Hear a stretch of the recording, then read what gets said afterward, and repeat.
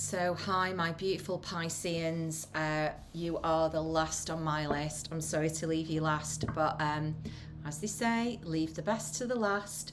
I love all the signs, but this is a timeless reading for you, whether you are a sun, a moon, a rising, a Venus, or a North Node, you know, whatever you relate to. You can even look at this on your Saturn placement with Pisces to see, you know, how it's affecting you.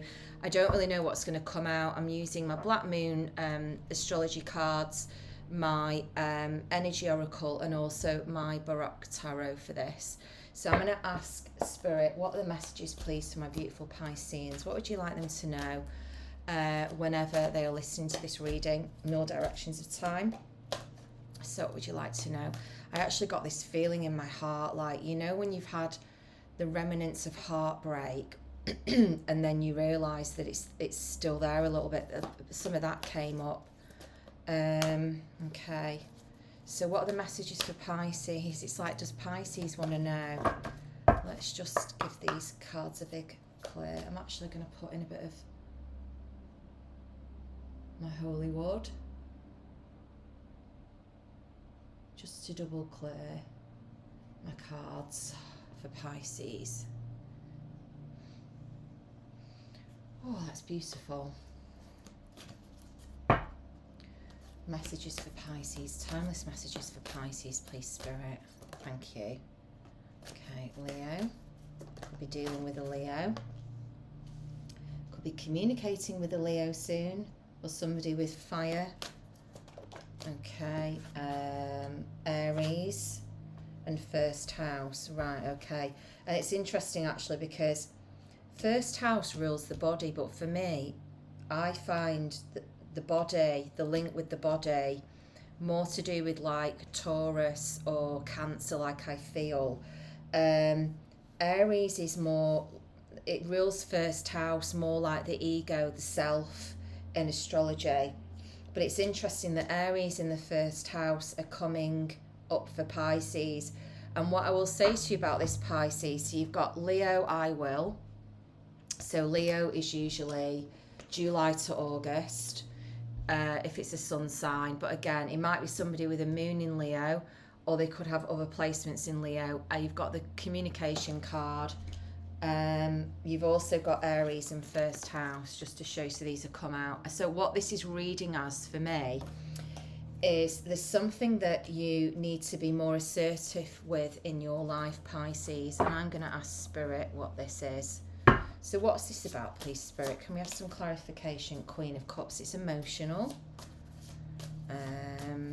It's worthiness as well, Pisces. I want to say the Devil. Yeah, it's where you've been, you know, the Devil can be attachment, you know, been attached to people from our pasts. The King of Swords, well, that's been cleared out. Now, the Page of Pentacles came out upside down, so there's something that needs to be learned, and it's something to do with the King of Wands. So that can be a Leo, a Sagittarius, or an Aries. Now, a lot of readers will say, oh, the card is Aries and this is that, and that's great. That's how their packs work. But when you're doing a collective reading, unless I'm asking a specific question for like singles, there's a group of people that want to come for a reading that will be attracted to the energy that I channel through with Spirit, then yes, I would say that. But in this circumstance, it could be somebody with fire energy. What's this about, please, Spirit? What's this about? You're the own rights. This is somebody who was, I'm feeling there's somebody from your past that's coming back in to apologise for what they did. But the offer is, it's not like quite there yet. Queen of Pence. It's like you're being asked, Pisces, to really work with your divine feminine energy, whether you're a man or a woman. It's about being receptive. There's something to learn here. But you've got two kings and two queens, but they're not matching. Clarification, please, Queen of Cups. Yeah. So the Queen of Cups is like saying, I'm not dealing with any of these. Okay, right, I get this. So the Devil can be Capricorn energy. The King of Swords can also be Aquarius, Libra, or Gemini. So this is somebody who is very cut off from themselves. So I'm actually getting the feeling with these two cards together. So I'm not saying somebody's a Capricorn or this, because you can't say that about people. Like, I'm a Taurus, but I've got so many water and fire in my chart. I think I've only got one placement in Earth, but I am very earthy because it's in my sun sign. But the thing is, if you actually look at my chart, my predominant signature is water. So, you know, this is why you can't ever judge somebody by their sun sign, guys. It doesn't work. But this is somebody who's very cut off, emotionally cut off. With the Devil and the King of Swords, I'm seeing this as somebody very controlling. Somebody very controlling. And there's action being taken towards you, the King of Swords with the Page of Pence. But I feel like what it is, there's something that needs yet to be learned, because it's turned upside down. Yours is the only reading that's come up with two upside downs. So I can understand why there was a bit of hesitation, why the cards weren't wanting to come out. So the Seven of Swords is where somebody, like, normally this is where somebody's being dishonest. And I feel like this is somebody that you've had to really put up a boundary around because of the dishonesty. I'm feeling like this is past energy, I'm going to be honest with you. And you've got the Queen of Pence. So what I want to say to you, Pisces, is be the Queen of Pence of this situation. Be open. That's crowning your reading. Be open to whatever it is that needs to come in to just be seen and learned. And it could be that somebody's just going to come in and offer you an apology. Or it could be that you want to do this work etherically with somebody. You don't have to have them in your vicinity if you don't want to do the healing work. And quite often it's more powerful if they're not. But it's like, be the Queen of Pence. Keep your feet on the ground. Don't be swayed by anybody trying to, you know, like glamour you. But the thing is that I think there was a learning here for you, because you've kind of come out. This is Pisces, Scorpio, Cancer energy. But there's no real Pisces cards here. But I'm taking this as there's been some learning for you around relationships where you've had to learn to really cut out people who really betrayed you. And your beautiful, sensitive Piscean nature was taken advantage of. But what I want to say to you, which is wonderful, is you are now the Queen of Cups. So man or woman, whatever you are, you have this divine feminine energy that you haven't closed yourself off. The King of Swords and the King of Wands are in upright, so you've seen things for what they are. Now the King of Wands is somebody very successful, so that could be somebody really coming into your life, divine masculine energy, who is very successful. But it's like you've grounded the lesson. But I feel like the person's yet to come in and apologise, because it's them that hasn't learned what they needed to learn. That's what the message is here. And that's not your responsibility around that. But if it's somebody who is presenting as king energy, they will have to, because a king doesn't really, I would say if there were a knight or if there were a page, I just feel like this is somebody with fire or air energy who's got to do some emotional healing on themselves. But you are there. This is what you're doing. Ace of Swords, new chapter. You're cutting out. All the old is gone now. All the old is gone. Outcome for Pisces, please. The thinking woman. You see, you've got your head on screwed on right, is what I want to say. Now again, you could be a man and you've been through all of this with a woman or another man, and you're like, your divine feminine brain is switched on now. Outcome for Pisces, please. Outcome for Pisces. Outcome for Pisces. You could be watching for a Pisces as well. The Angel of Balance. So balance is coming into your life now. You've kind of learned. You've learned what works. You've learned what doesn't. You've learned when to be receptive and when to not be, and when to take action.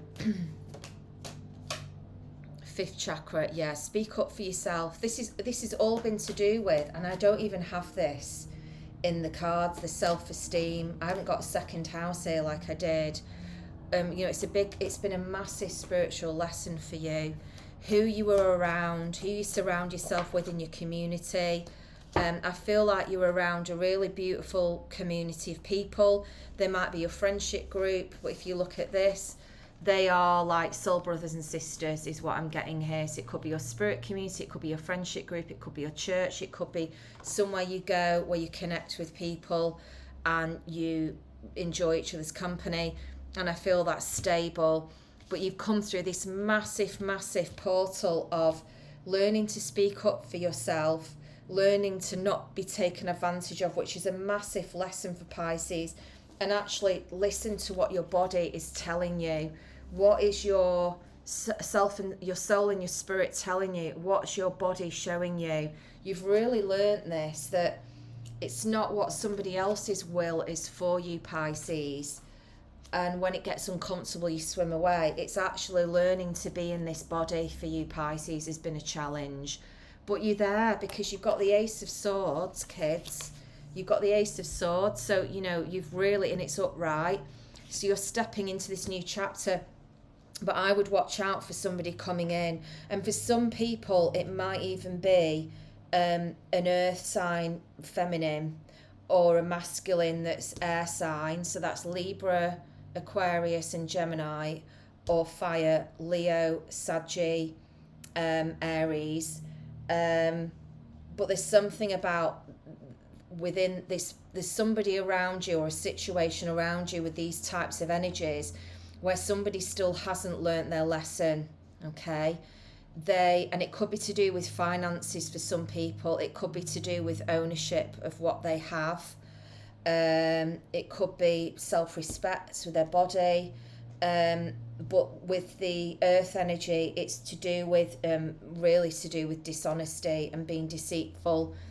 And then in other situations, it could be where they've just been really emotionally cut off and they've been maybe in that addiction phase, where they've sought out their need to deal with their emotions by cutting them off through addictions. And you've been dealing with somebody like this, but you're literally going, no more deceit now, no more of this. If somebody wants to come in and apologise, the door is open.